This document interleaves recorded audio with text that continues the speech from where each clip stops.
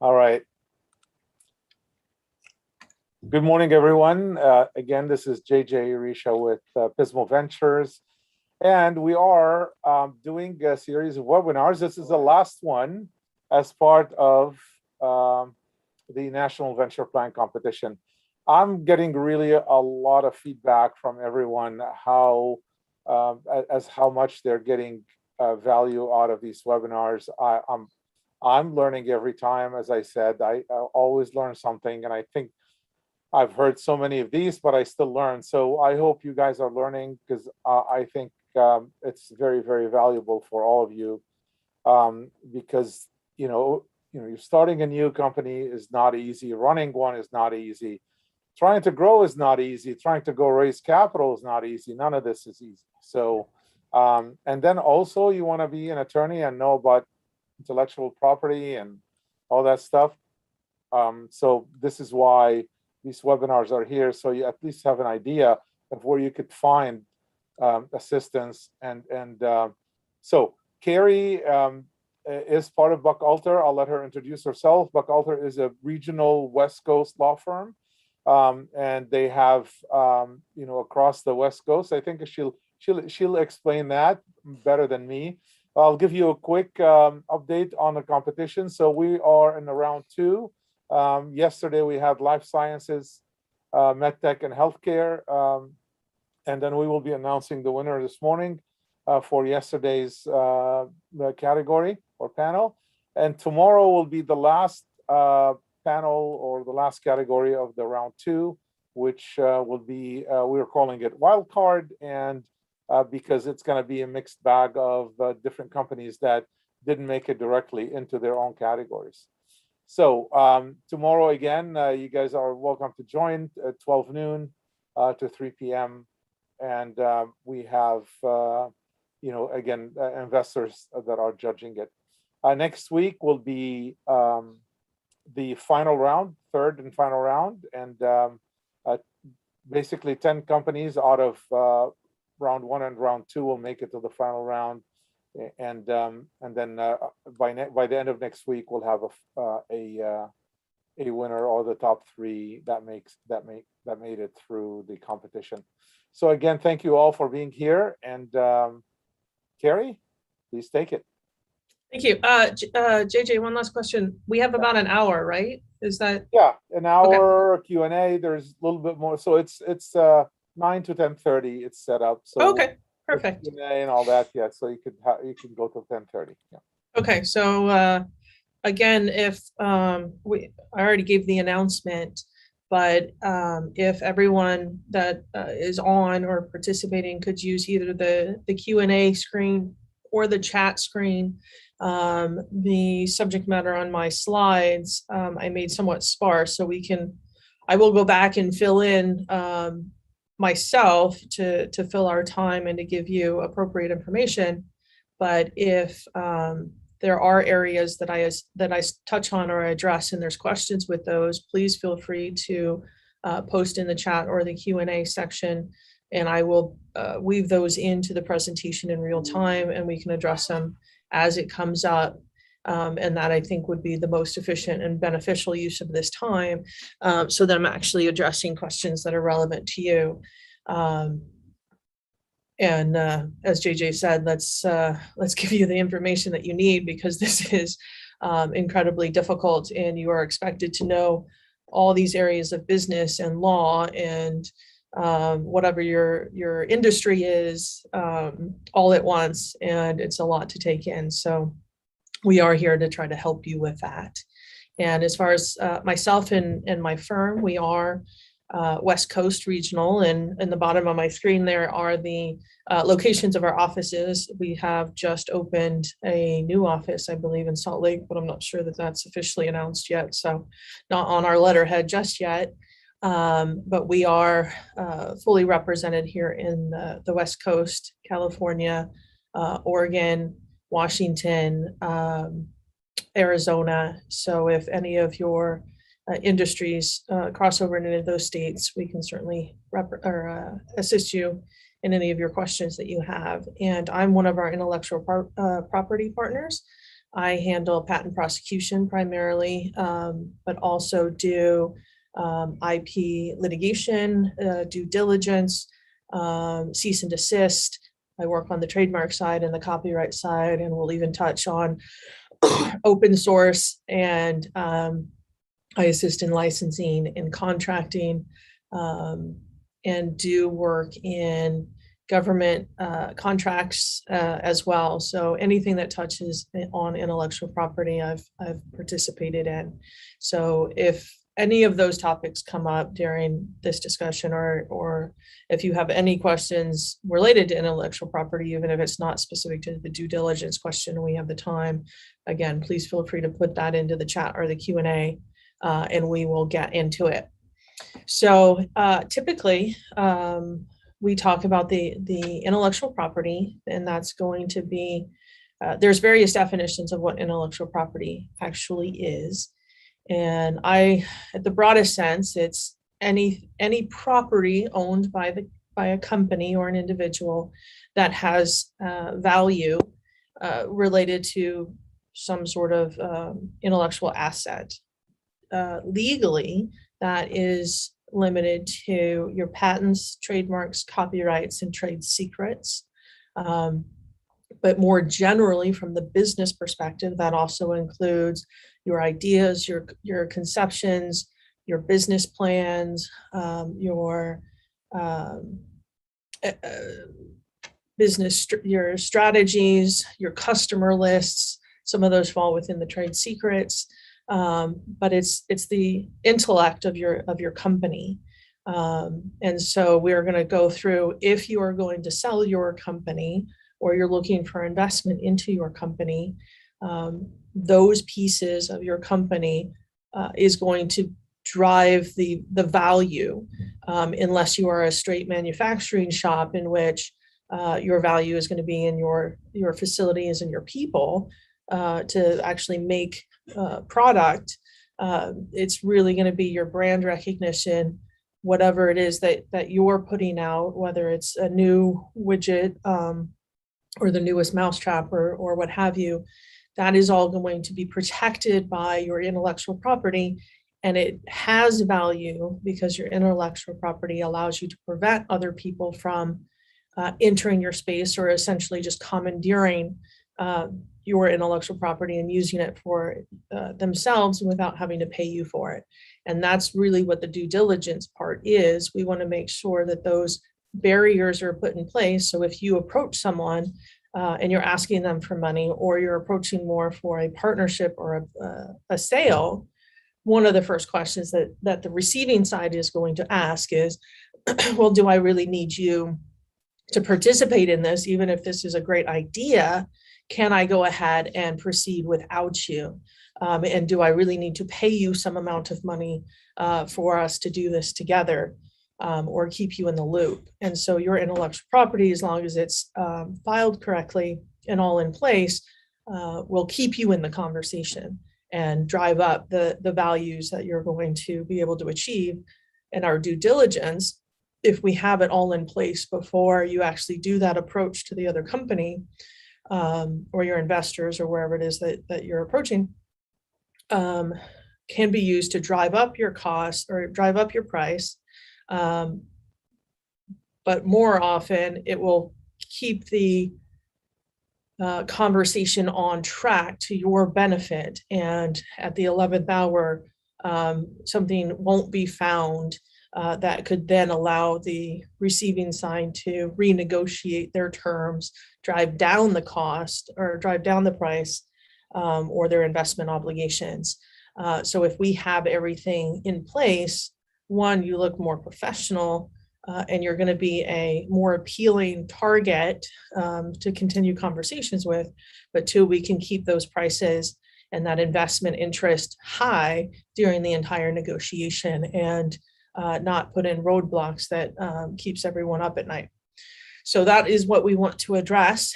And again, our primary pillars on the intellectual property side are going to be patents, trademarks, copyrights, trade secrets.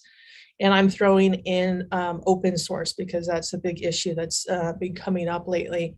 So technically not an IP right, although it brings in IP rights under copyright. And so it is still one of the issues we want to address. So one of the first areas that we do our due diligence is in our employment agreements. So anyone that is working with you, we want, let's make sure my slides move. There we go. To make sure that we have the appropriate agreements with either our employees or our contractors. There are two pillars for the employment agreements. You have your California Business and Professions Code 16600 that prevents you from putting restrictions on your employees so that they cannot, they can continue their trade after they work with you. And then Labor and Employment Code 2870 allows an employer to get an assignment from your employees.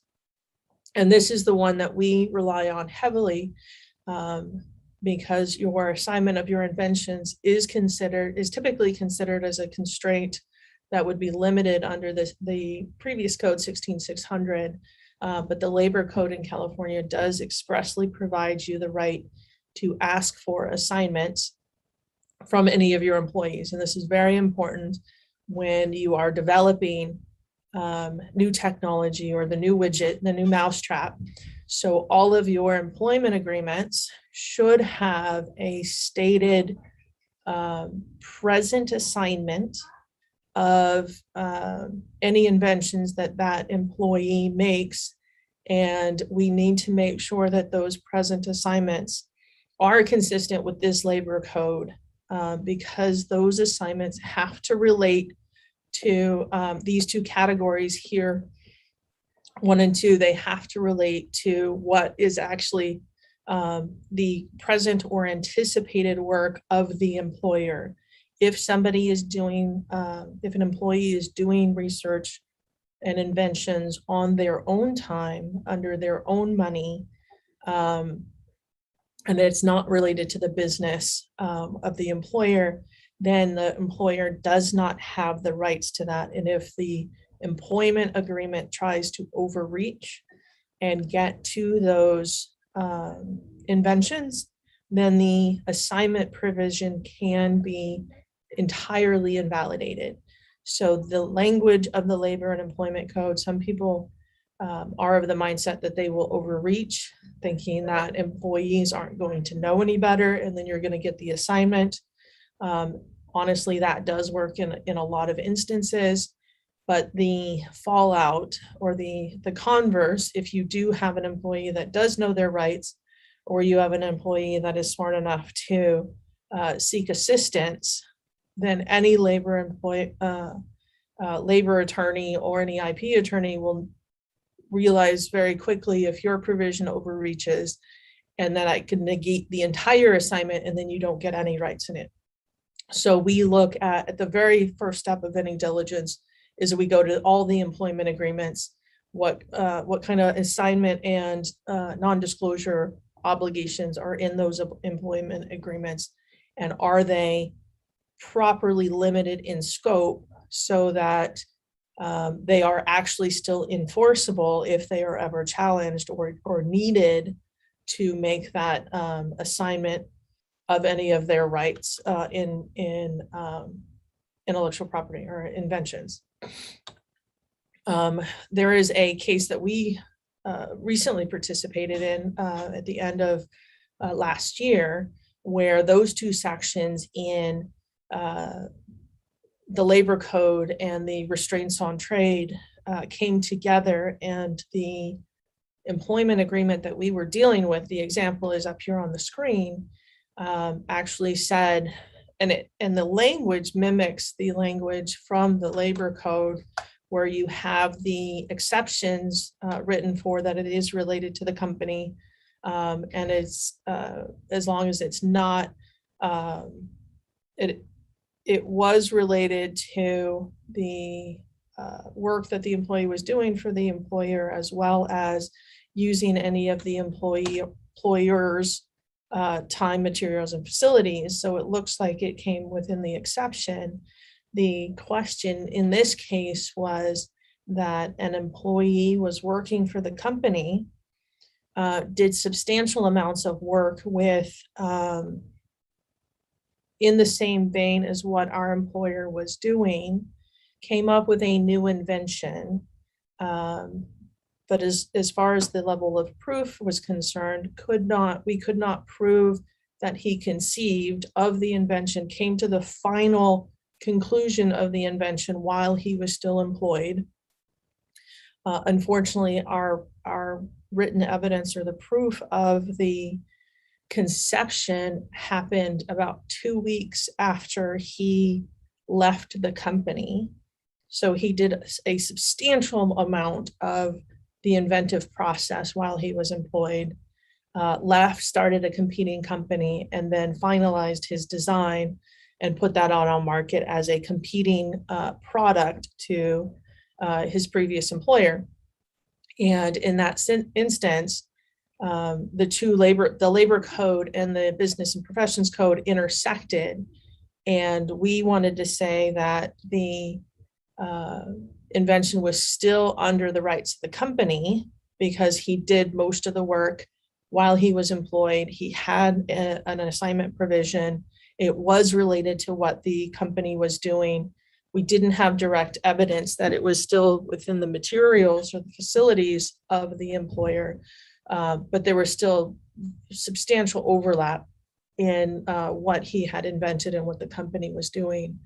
And the court said, because invention or conception actually happened after he had left, then it does not fall within the terms of you can't get protection on that under the business and professions code. So your assignment provision has to be limited in terms of the time of employment. And the fallout, it wasn't decided in this case, is that under the labor code, if you overreach, then the term is void. And the decision in this case said that the employee didn't have an obligation to assign because he conceived of the invention after employment terminated. And that was it. It answered the question in the case, but the logical next question is, would that employment agreement or that assignment provision in the employment agreement have been voidable because it doesn't have the limitation of time limited to the employment time or conception during employment, to make it consistent with the Business and Professions Code 16600. And I think, given the rulings that came out of that case, is yes, that is the logical conclusion. So typically, before this case, and this is obviously a recent case, people copied the labor and employment code language, and you had present assignment provisions very similar to what's on the screen, where they are not limited to the present employment period of the employee. And most of those now are going to be in jeopardy. And so a review of your employment agreements as of right now is very important to make sure that your present assignments are both limited to inventions by the employee that's related to the company, their use of their time, materials, and facilities, or in relation to the work or future or contemplated work of the company, so that they fall within the exceptions of the labor and employment code, but also that those terms are limited to the present employment of the employee, so that that provision stays valid if it is ever challenged. And then that's the ruling. The present assignment of inventions cannot apply to former employees or post-employment, so that your assignment provision should be limited to the current period of assignment. Another case that has come up recently, this one is just memorializing the distinction that we've already become very familiar with. Your assignment provisions have to include, or they don't have to, but it is best if they include language that there is a present assignment of rights. So in this case,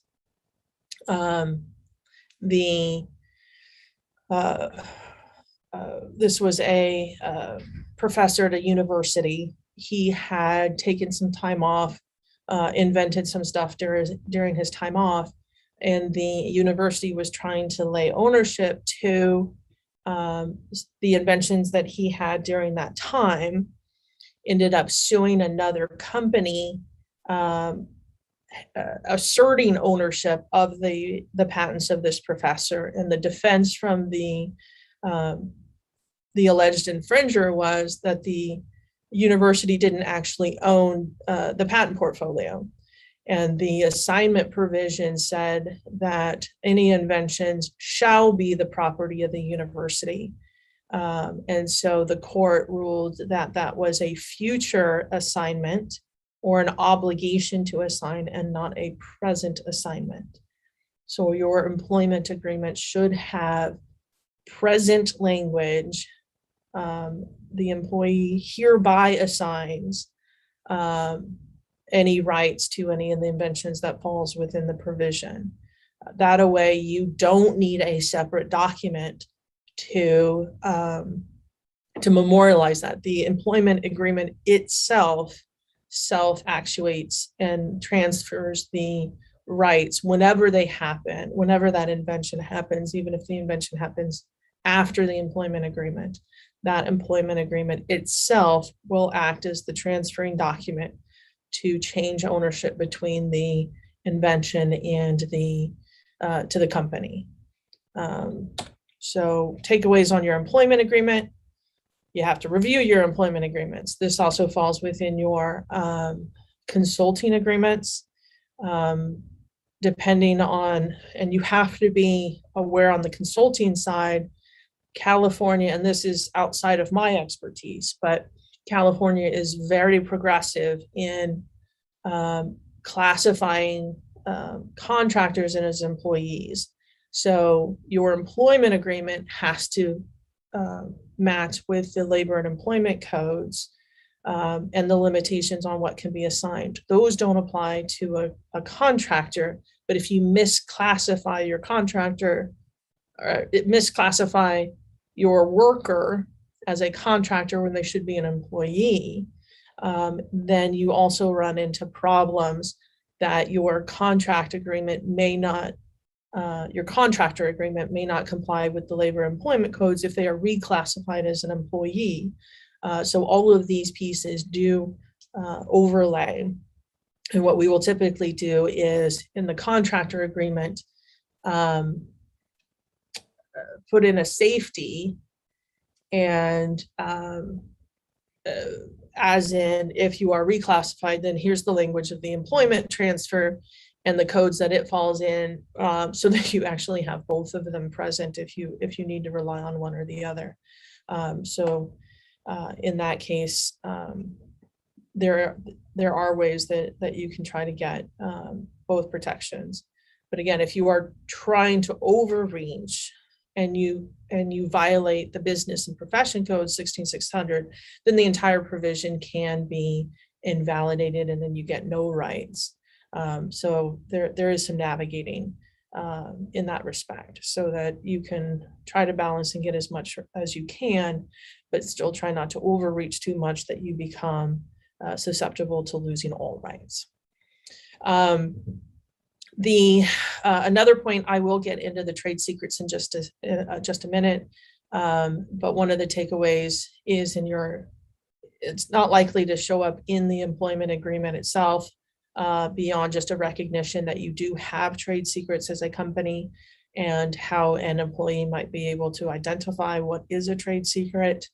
But one of the exceptions in the labor and employment code is that they are not, that they are without using the employee's equipment, supplies, facilities, or trade secret information. So if your trade secret shows up in the inventive process, then there is not a restriction, and it is not susceptible to Business and Professions Code 16600. An employee does not have the right to take your trade secrets and then use that after employment. And you do have the right to have them assign back any of the rights that they end up making because of that use of your trade secrets. But you need to be able to support a trade secrets case to make that claim. And we'll go in, like I said, we'll go into the trade secrets requirements later. But at a minimum, you need to at least know what your trade secrets are so that you can make that claim. And if you do have a key person that is an employee that is in your development team, one of the alternative ways that you can obtain the level of protection and security that you're looking for is in separately contracting with them. So the employment agreement, what you can get from an employee because they work for you and they are doing their job, and whatever that job description is, will be limited by the Labor and Employment Code. And that puts the limitations on what can be assigned back to the company. If you have a key person that is your inventor and you want to tie up more of their inventive abilities, you can separately contract for that. So you have an employment agreement that says, yes, you are awesome. You are going to be my head of business and development, or not business and development. You're going to be my head of research and development. And we are building the next awesome mousetrap. This guy is so great, and he's inventing all kinds of stuff. I will separately contract, acknowledge that you are a very inventive person. You will not invent for somebody else for 5 years, and anything that you conceive, reduce to practice, or invent in that 5 years automatically becomes mine. That would be a separate agreement that you pay for, and they now are getting consideration or payment for their inability to sell that intellectual ability or that non-compete for that period of time outside of their employment arrangement. And then that is typically, that has value. You have paid the associated value that that employee is looking for that, so that you can put those restrictions on. I got a question about the present assignment. So the whitewater language here, sorry. This is current language that was used in the Whitewater case. So the present assignment is the employee agrees that all right, title, and interest in all inventions, improvements, developments, trade secrets, copyrightable or patentable materials that an employee conceives or hereafter may make or conceive, whether solely or jointly with others, with the company, these are the exemptions, shall automatically be deemed to become the property of the company as soon as made or conceived. So that is the language that you're looking for, is the present assignment. It's automatically being done. It becomes the company's. And the employee agrees to assign to the company. So that's a future assignment. So we actually have both languages here in the event that something may not fall within the first one. But it's that shall automatically be deemed to become language is sufficient. You don't want to copy this language in its entirety because the ABC exceptions are too broad and need to follow this language more closely. So that is the difference, that the relationship has to be to at the time of consumption or reduction of practice, that it's related to the employee's business or actual. So you would copy this language in place of these here. And then you'd also need a limitation that this provision applies during the employment period of the employee. So that you don't run afoul of the decision in this case. And that would get you what you're looking for as far as language for an employment agreement. Any other language that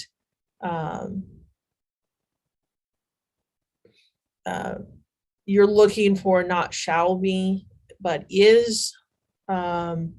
So any language that makes it appear that is future is that distinction. Hereby assigns, presently assigns, all of those languages will be okay. Okay, so that goes through our employment agreement. So thank you for whoever put up that question. That is exactly what I'm looking for to keep this beneficial for everyone. Trade secrets is our next topic. If there's no other questions about the employment agreements, the trade secrets, all I have is takeaways that I'll talk to generally because there's no interesting cases that have come up to show these points. But I can talk generally about my experience that I've had in this area. So Kari, before you jump on that, it seems like it's quite important that a startup company would usually they have, important employees that they bring on, they give them stock options or founder, stock, and that they should really have a tight employment agreement with them. Oh, absolutely.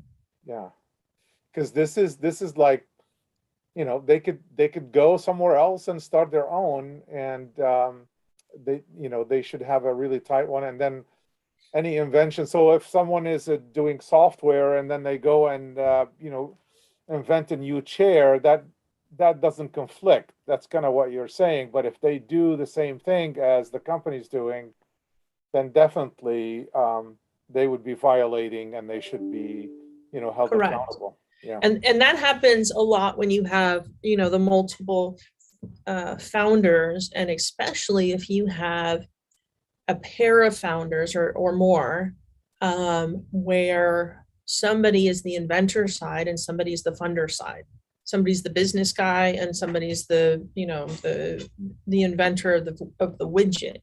Right. And so what happens a lot when I come in or get involved in, whenever you start talking to the lawyer, they're the naysayers, and unfortunately that's because that's our business. So you have the two sides. They're friends. They work great together, and so they're interested in starting the business. They don't have these agreements in place, and then the inventor side gets disenchanted with the business side because they just want to continue to invent and do cool things. And the business side wants to actually put a product out on market, put a halt to the continued development and say, stop developing, stop making this cooler. We just need a product out on market so we can start making money. And then you start getting a disconnect. And a lot of the solutions that way is to allow the inventor side to continue to invent, maybe as a separate entity, allow the business side to move on with the actual marketing and product that you can product development. Yeah, you can take the theoretical cool mousetrap, but now we need to turn it into an actual producible, commercialized mousetrap that we might sacrifice some of the gee whiz in order to bring down manufacturing costs. And that's a whole nother assessment. Yeah. And so we see these businesses separate, but then they don't have the proper employment agreements.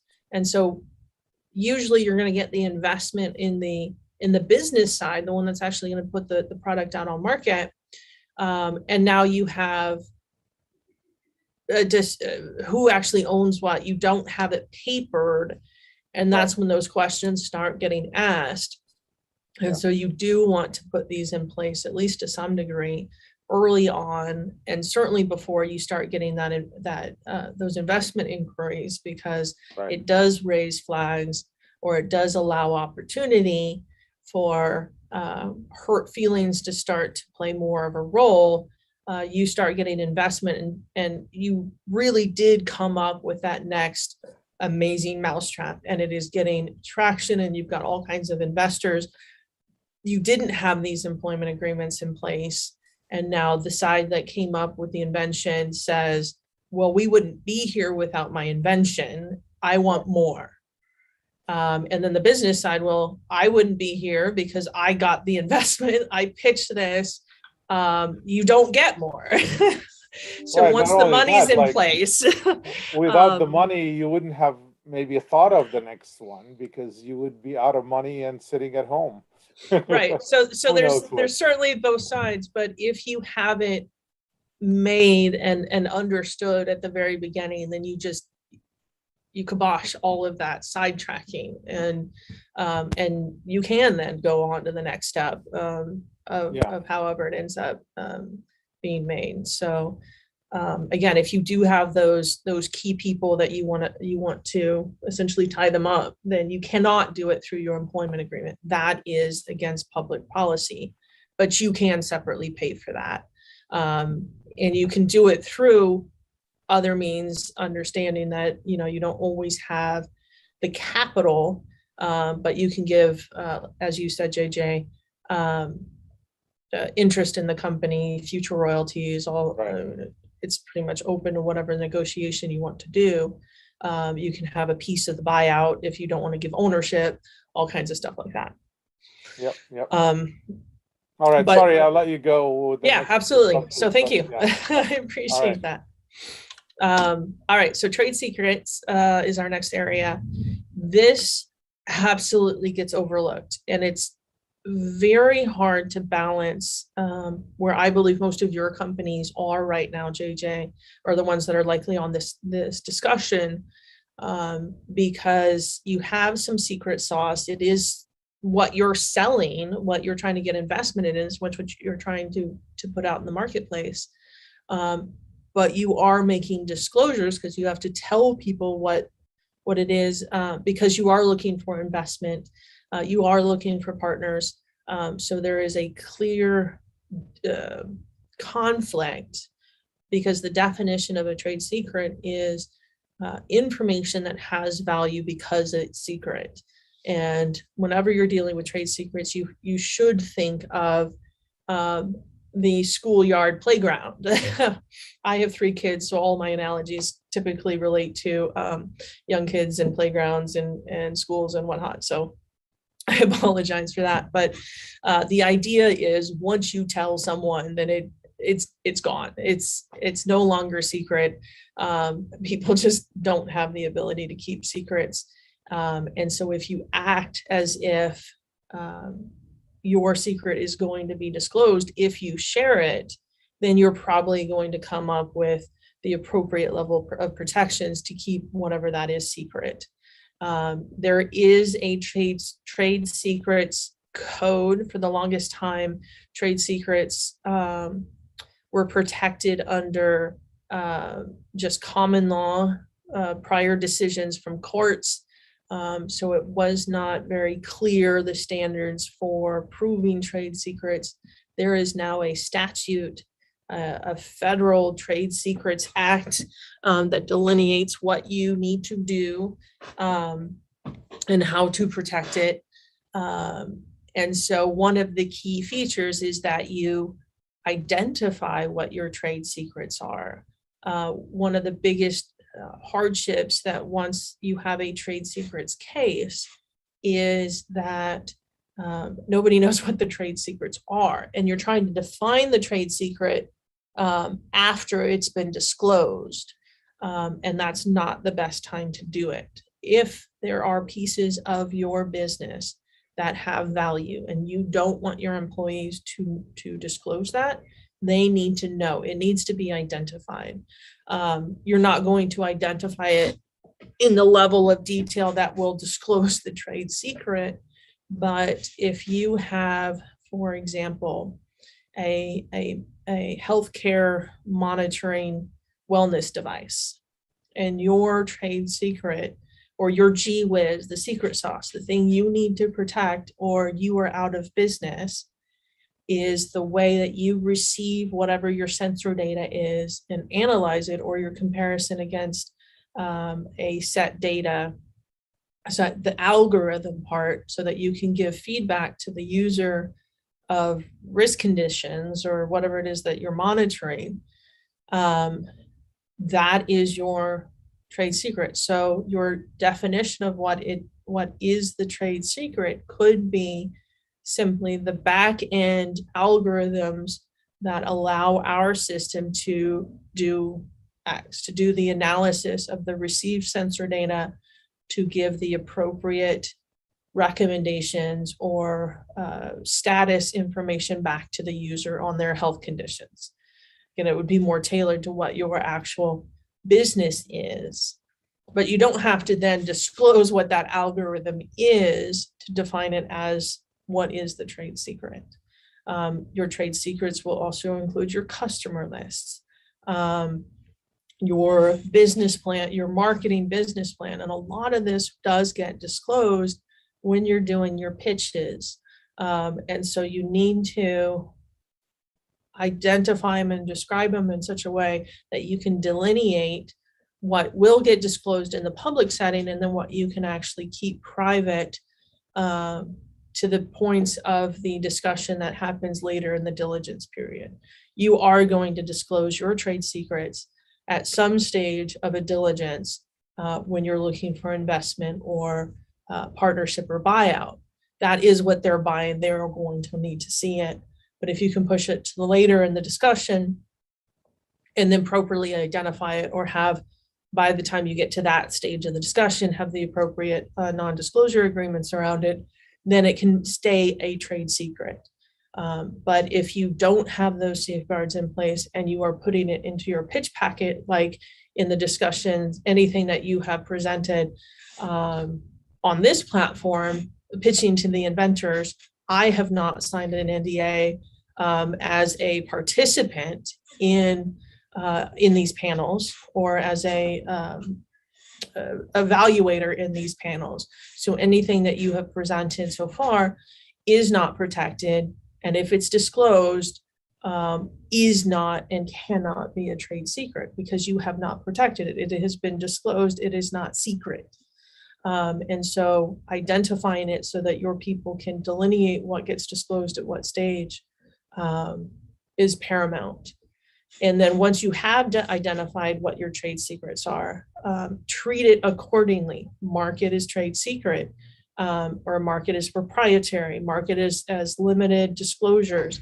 Identify some method of how to limit access. So if you have a document management system, or you have a shared email box, or some sort of shared drive that everyone has access to, from your salespeople to your developers to what have you, that is not the deposit for your trade secret material, or those communication interfaces is not where you're going to share trade secret material.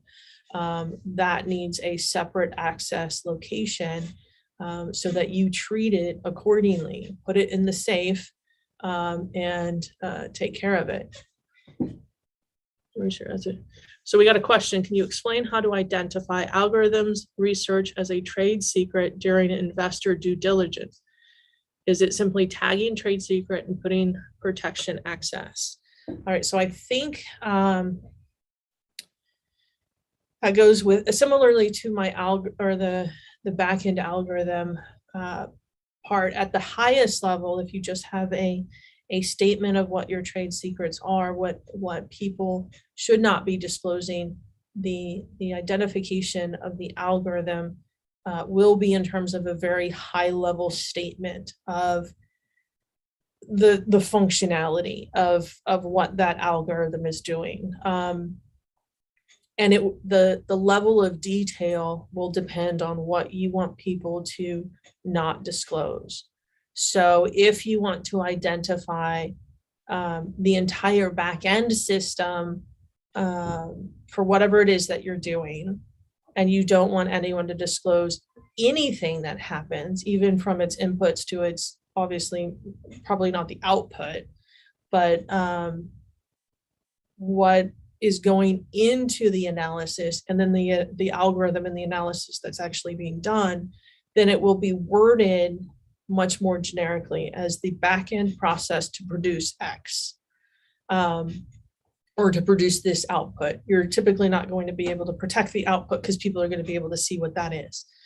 But if it is a specific subset of that, you know the inputs that are going to the system because you have somebody that's wearing a heart monitor and a step counter and an idle something or other. So you know what the inputs are, then it would be a statement of the algorithm that receives this input and can determine or assess the likelihood that this person will have a heart condition or whatever it is that you're actually doing. So you can more specifically identify that subset of the algorithm based on the scope of what you actually need protected. And you do want to think clearly or give that time or that assessment, because that will help your team use the language that they, or delineate the language and the disclosure of the information that they can share. So in the identity of your trade secret, that description is what, or part of that language is what they can share, the inputs to the system, the outputs. And when you identify the trade secrets, you can give that kind of instruction. So in many cases, when I've helped clients set up a trade secret description, it's a description of this trade secrets. It's an Excel spreadsheet is what we usually end up using, or we can do a Word doc with chart inputs. And it's the trade secret, and then a delineation of what you can disclose and what you can't disclose, so that you still give your salespeople or your pitch people or your developers that get excited about talking about the product, the language that they can use, and everyone tells the consistent and appropriate story, so that you're not overreaching into the areas that you don't want disclosed. And then as far as tagging it as trade secrets, or how do you, so can you explain how to identify algorithms research as a trade secret during investor due diligence? You do tag it as a trade secret. You identify it as a trade secret up front. You do put the protection access on it. You do teach your people the language that they can use up until you get to that point of disclosure that becomes protected. So you always have the public disclosure discussion, and then you can have the later, as the discussions progress, the protected discussions. And anyone that you're working with will understand those two. And it's a trade-off, and it's a very difficult one of how do I disclose enough to get their interest and keep their interest, but not too much that they can either reverse engineer what I'm doing, and again, be able to do this without me, or get the details so that it is no longer a trade secret. It is a very difficult question to answer. And it will depend on what kind of investment you are seeking, and what your product is. And unfortunately, there may be, the hardest thing is that your invention is so simple that there isn't a delineation. And unfortunately, that means your ability to go out and get funding or to publicly pitch is going to be substantially reduced. And you're going to have to make that informed trade-off. And then you look for other areas of intellectual property, like maybe patents, designs, trademarks, something along those lines so that you can still get protection and just know that you will not be able to keep this as a trade secret. Can an implementation process be treated as a trade secret? I'm not sure what an implementation process is, but your business methods can be a trade secret. Again, as long as you can identify it, if you get value out of it, if it's something that your competitors would want to know and will compete better with you. So for example, I would think implementation process would be, how do you segment out the development, or anything in your business that will have value because your competitor doesn't know about it can be a trade secret. And then the next question is, or the next criteria for it to be a trade secret, is that you have treated it as a trade secret. Can you keep it confidential? Can you put in the safeguards? So if it is a process trade secret, more people are going to be involved. You will have more difficulty to limit access, because all those people in that process are going to have access to it. But think about Coca-Cola, and its formula is the trade secret. But part of that is, how do they actually mix it, cook it, or what have you? So that process step.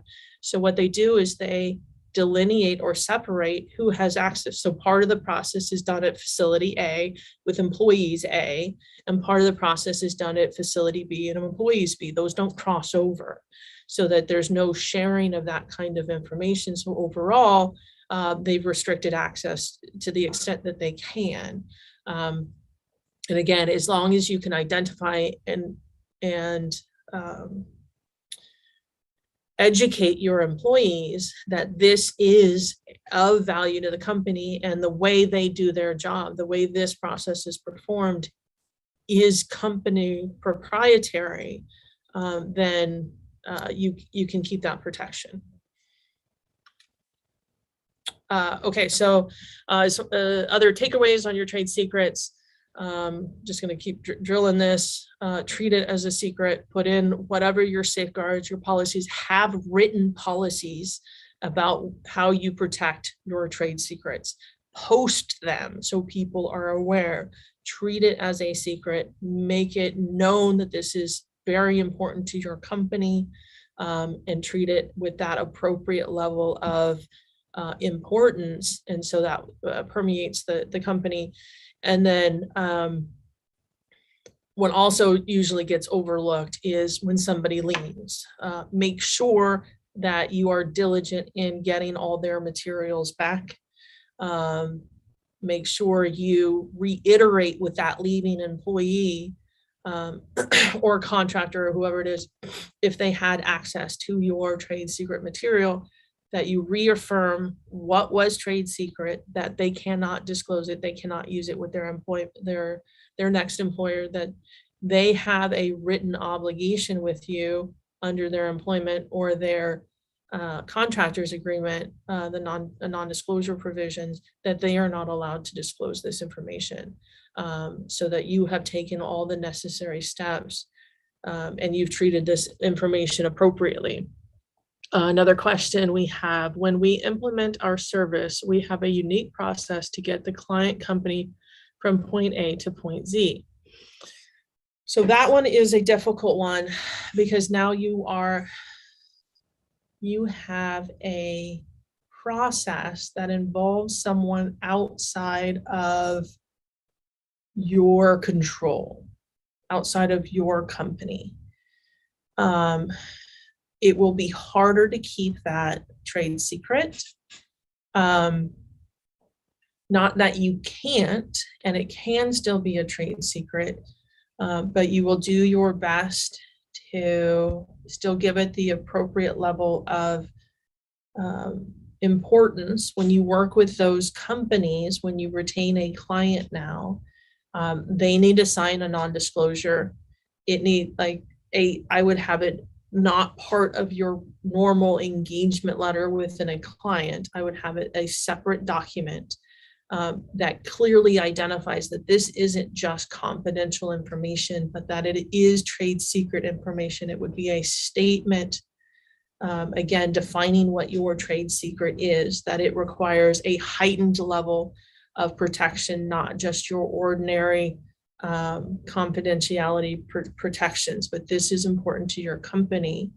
And to the extent that you can, again, limit how the receiving company perceives what's going on to put the pieces together, or any of the roadblocks that you can put in their place. So if you are working with a client and you are improving their industrial processes, you will talk to the management team to sell your product, and you can say, I can get you a rate of an ROI of 10x.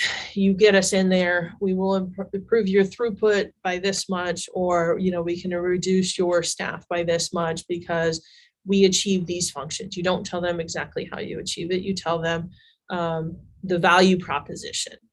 And so now when you get in, you win the contract, you get into the facility, now you're talking to the individual managers.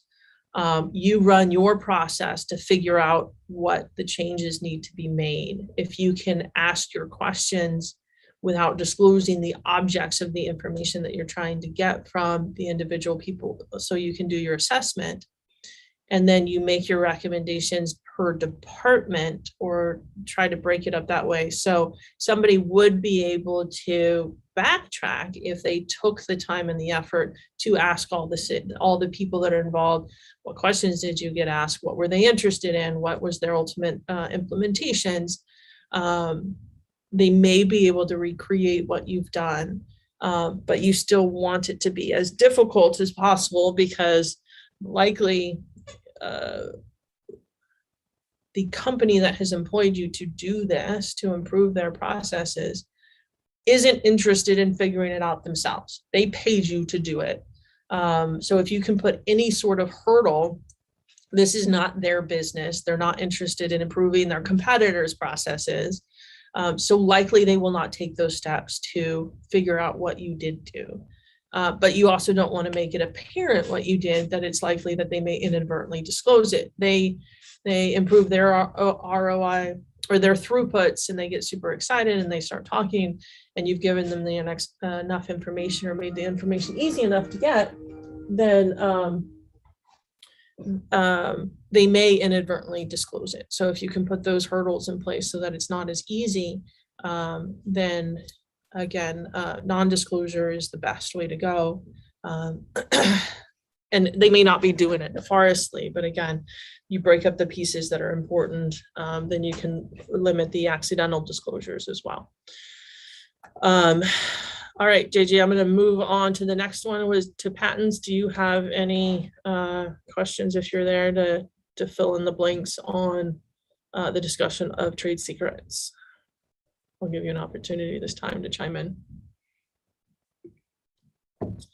Okay, nothing from JJ. We got patents is the next one. So the trade secrets and the patents usually go hand in hand. The trade secret will cover a lot of your gee whiz processes, or even parts of your gee whiz of the products or services that you put out on market. It is broader in that it also includes your business contacts, your methods of doing business, that side of the equation. But there's always a question when you're talking about patents of, do you try to keep whatever the widget is or whatever the patentable material is trade secret, or do you file a patent? They are absolutely 100% mutually exclusive. There is a provision that says in the patent side, once you have disclosed or once you have claimed the whatever it is as a patent, it cannot be a trade secret. There is a marginal caveat to that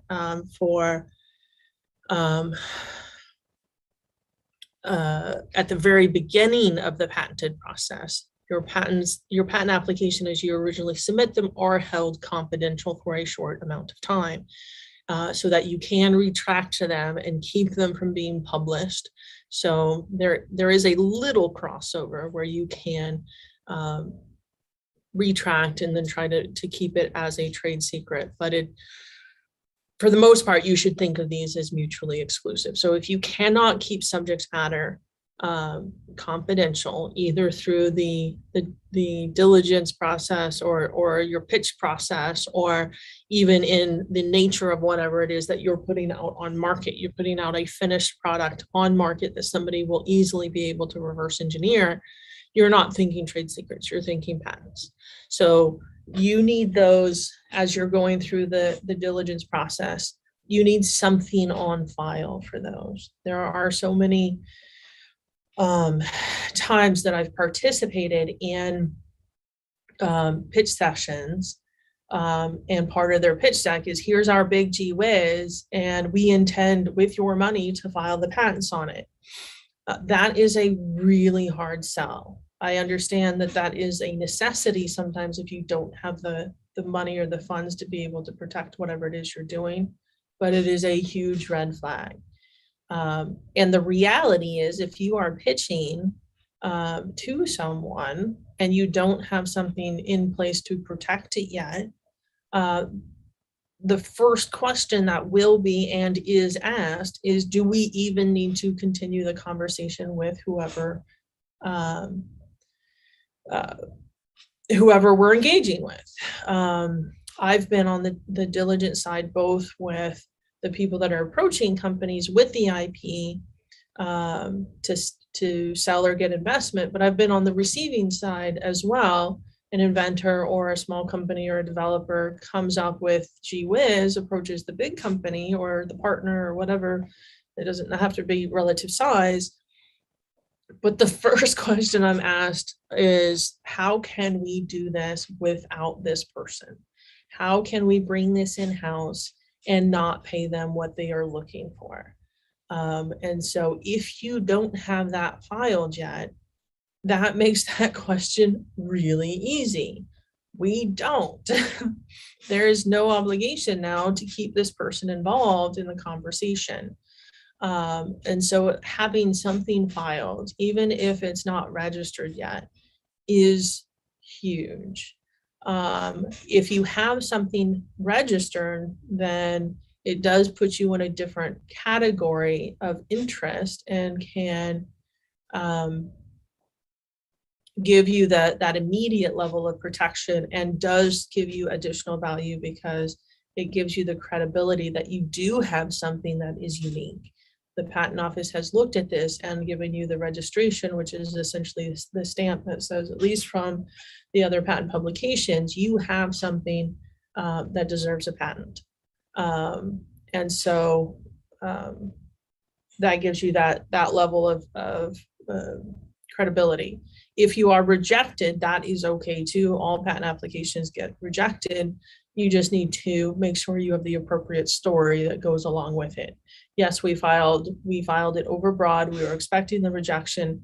Here's what was cited against us, and here's how we plan to navigate around it. Here's still where our gee whiz is, and that is not shown in what the patent office has cited against us. Filing for the patents also allows you to get the appropriate assignments. Even if you have the employment agreements, what we typically do is, once the patent is assigned, the application is assigned, you get the confirmatory assignment. Yes, I have the present assignment through your employment agreement, but here's the assignment that I'm going to record or put out in the public that transfers your rights to the companies. It's absolutely clear. The employee acknowledges that this invention belongs to the company. The company has all rights to commercialize it, to use it. There is no question. We want that assignment of anything, especially if it's going to be some sort of core technology. There are a lot of times where you have the initial part of the company, you have an initial inventor, they're not capable to take the company to the next step, and they get moved to a different position, or they aren't part of the company any longer, and you're relying on that employment agreement. If that has questions, and it starts calling into question whether your whether the company actually has all the rights in the invention that is the core of what the company is doing, that is hugely problematic. So as many of the agreements that you can have in place that confirm that the company does own this and has the full rights to do whatever it is it's doing, just removes all of those questions from the diligence perspective. Also, the recording at the patent office. So we record the assignments at the patent office. That's not necessary. It puts people on notice. It just makes it look like you know what you're doing and that you have taken care of all the necessary steps. You look like a company that's organized, that deserves investment, and that is ready to go to that next step. So from appearance-wise, recording at the patent office is a good thing to put on your checks box before you start approaching investors and what have you. When I'm on the diligence team on the receiving side, we get notified of the company and a general statement of what the product is that the company is going to be investing or partnering with. We immediately go to the public information, what's out there, before we get any of the diligence information from the client, so that we know what the public disclosure world looks like. And one of the places we go to is the patent office recording system. Can I get access to the transfer? Can I see the proper chain of title? Is it all recorded? Are all the T's crossed and the I's dotted? And then we start with the perception of this company has it together. And then it moves the rest of the diligence along, given that initial perspective. And also the product marking goes along with that same front. If you are putting a product out for sale, or you are marketing a product already, you're not pre-marketing, pre-commercialization stage, make sure your materials have the statement of it is patented, it is patent pending, use the proper markings on what you're doing. That also goes into the trademark side. If you have trademark registrations, use the circle R.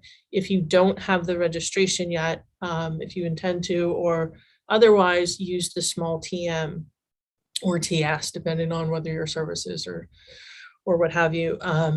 It gives you the credibility that you are a company that knows what it's doing and you are properly marking.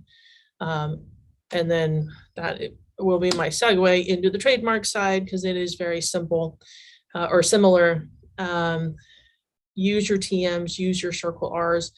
If you are improperly using the circle R, that could jeopardize your right to even get the trademark later. Between the two, your patents need to be filed as soon as possible, because there's limitations after disclosure of the invention for you to be able to retain or obtain the patent. That is not the same on the trademark side. The trademarks, you get some rights just by using the trademark.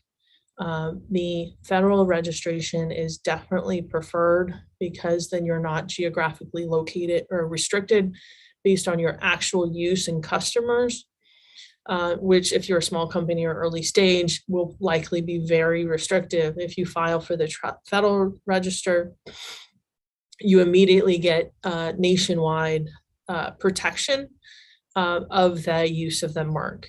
So it's important not to forget about your trademarks. But even if you delay the trademarks for the funding part, it is more okay than the patent side. But you want to make sure you're still properly marking your materials, that you are using the small TM or TS and not the circle R, because if you have information that's out there with the circle R and you don't have the registration yet, it could prevent you from getting a registration later. If someone maintains or has captured that use, then they could say that you are committing fraud, and that's not looked kindly upon. So don't use circle R unless you actually have a registration, not just the application filed, but a registration.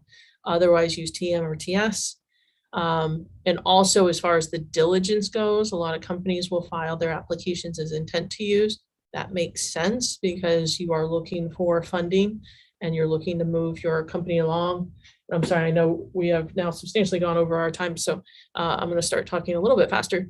And so intent to use, what will happen on the diligence side is you cannot assign intent to use applications. And so if you're looking for investment, that's fine, because the application will still be owned by the company. You're getting money into the company so that you can commercialize and use, and then your application will register and it will be in use and everything works out well. If you are doing a buyout or some other relationship where the incoming company wants ownership in some of those rights and not simply part of the company, then the assignment limitations on intent to use applications will become problematic. And we'll have to come up with, again, these aren't insurmountable, but as long as you know that they're there, you can either correct them before they become an issue or be forward with them. We understand we have an intent to use. We understand that we are approaching you for this kind of relationship in which we can't assign this yet, but we can at least do X in its place. And then again, it gives that perception that you know what you're doing, and it's not going to derail the conversation after the fact or once it's gotten further along. Because on the diligence side, from the receiving company, the first question is always, how can I do this without the company or whoever's involved staying involved? How can I do this without having to pay them whatever they're looking for? And then one of the last questions, or just like 3/4 of the way through, before you're really going into the closing round, is how can I drive the price down if I still have to keep this person involved? And so you really start looking for all of the warts on the relationship so that you can drive that price down. And one of the places is that the two biggest places where that comes up is in the trademarks and in the open source. There are so many times where I do the diligence initially to say, IP is okay, to start the discussion. The corporate people get involved. They start doing numbers and all that kind of stuff. And then okay, we're interested in this company, pick up on the IP diligence. Your objective is to drive the price down. And the two ones where I get called in the middle of the night, if I'm on the selling side, is, we got this call from buyer and they have found somebody using the trademark, or they know that they have run our code against the open source library deposit, and they have found hits on our open source code. How do we correct this? And so knowing those going in, very important. The copyright side, if you have code, if you have marketing materials, copyright filings are very easy. Get them filed.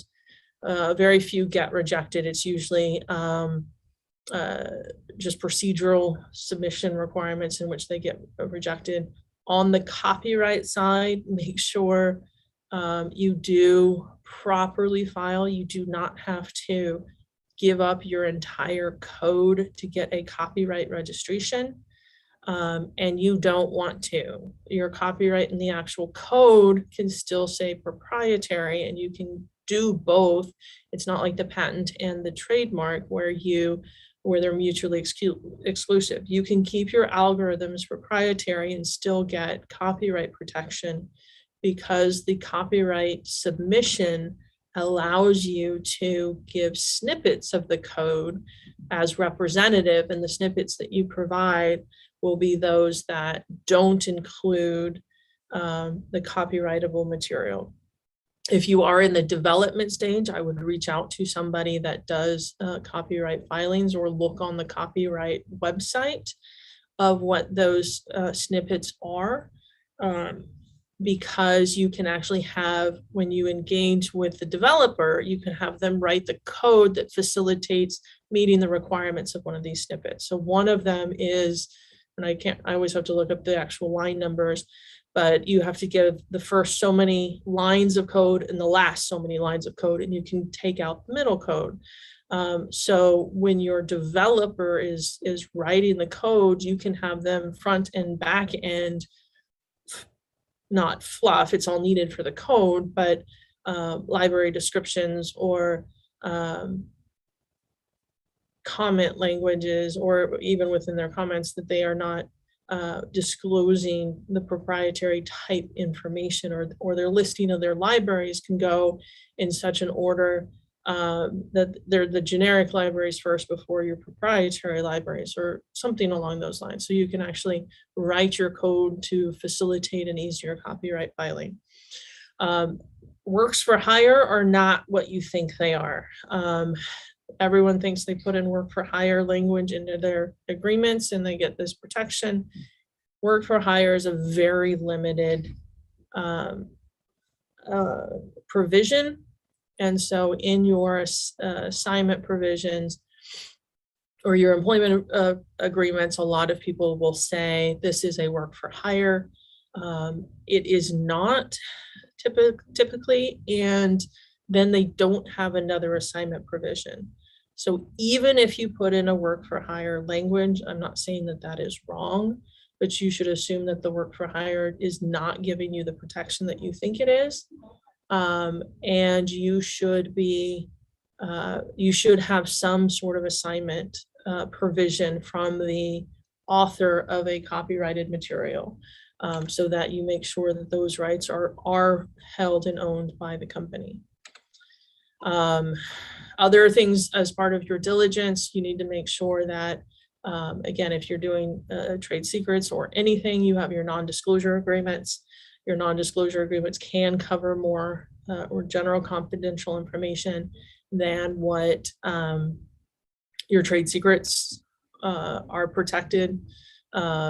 Non-employee assignments and non-competes. Again, this is traveling outside of kind of the IP world, but labor employment, there are substantial restrictions in California for your key employees to, or limiting your employees from competing against you later. So you do have to be careful about navigating these other agreements or terms that can show up in the employment relationship.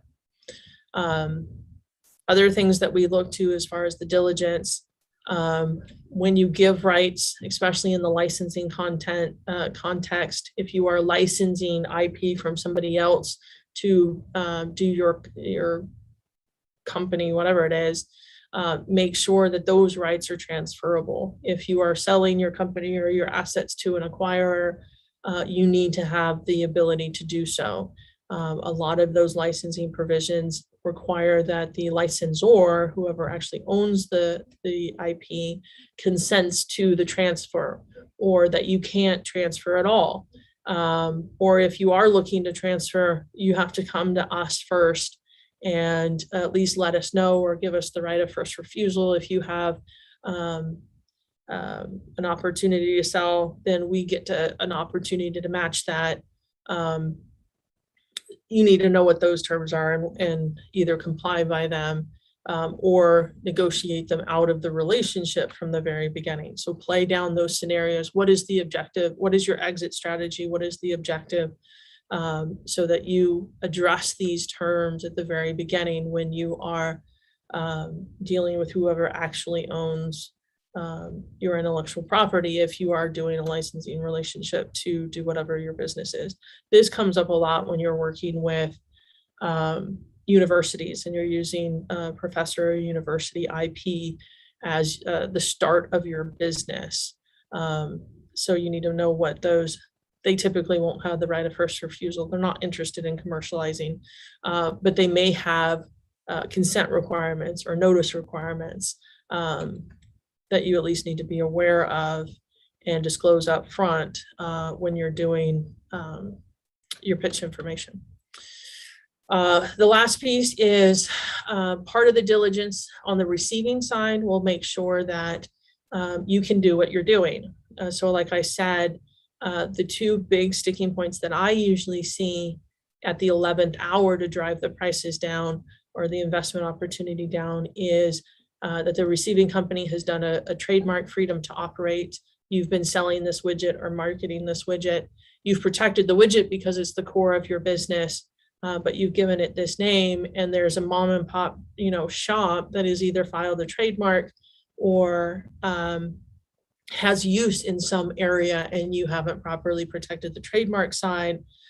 So even if it may not be a paramount point to the transaction, it will be used to drive the negotiation and the power in the negotiation, whether it's the buyout value or the investment ratio to what they're going to end up owning within the company in their favor.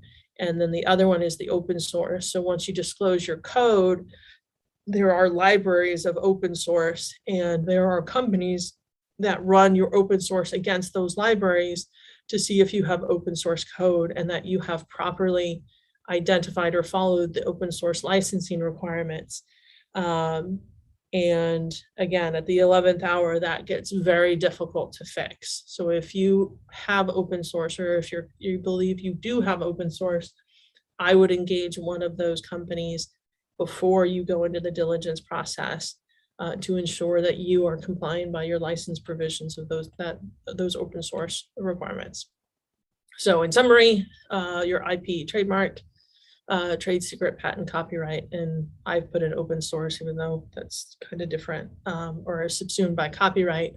But all of these follow the same considerations. Have you done whatever it is that you need to protect the right, whether you've identified it, filed for it, followed whatever the agreements are you treating it appropriately?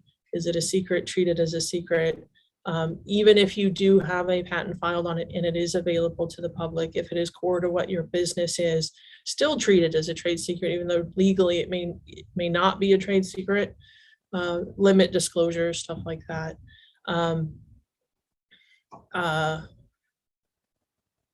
Strategically file, disclose, and create the chain of ownership so that there is no question that your company owns whatever the IP is and that you can do what you want to do. That's it. That's what I got. And I got all of 4 minutes to spare. So if there's any last minute questions, but we likely, I'm surprised I used up all my time. Thanks very much, Kari. Very interesting. Again, difficult subject, a dry subject, not easy to understand. And that's why Kari does what she does. Any questions for Kari? Also, you can always, like I always say, raise your hand and you can ask the question live. My email's there on the screen, so feel free to reach out and ask any questions that you have as well. And I don't know if this is how it works, JJ, but we also gave or volunteered some of our Buck Culture time for something. Okay, so if you make it through and you're a winner, then if you have some questions, we did provide in-kind opportunities. So keep that in mind as well if you have IP needs, and fight very hard to be a winner, and I can help you on the back end. Yep. All right. All right. Any questions? One last chance for you. Well, Kari, thank you so much. This has been, again, as usual, very, very informative. A lot to digest, like Sandy just said. I'm sure they'll reach out to you. They need help. I could tell you, first thing, employment agreement. Second is try to make sure that whatever you have, especially when you go for investment dollars, that it is well protected. And absolutely. All right. Well, thank you all very much. We will see you tomorrow. Kari, you can join any of the events. You're on all the different invitations, so hopefully you can join one or two when you have a chance. Yeah, I'm gonna try to jump on the panels at least some point tomorrow. Okay. And then the one next week as well. All right. Thank you, guys. Have a great day. Thanks, Kari. Talk Yep, soon. absolutely.